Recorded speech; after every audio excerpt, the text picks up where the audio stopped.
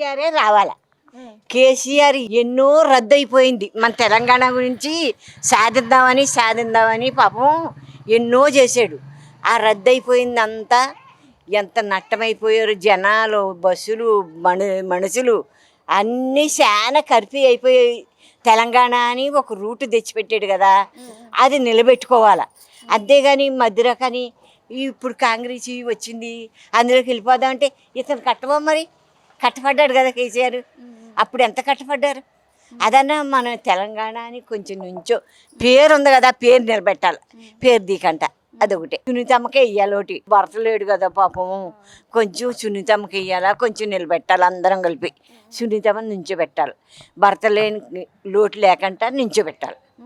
మరి సునీతమ్మ గారు అంటే హయాంలో అభివృద్ధి జరిగిద్దని మీరు అనుకుంటున్నారా? నేను అంటున్నాను, జరుగుతుంది. అమ్మ సాధిస్తుంది. మనం కూడా సాధించాల, మనం కూడా ఇవ్వాల. తెలంగాణ మర్చిపోకూడదు.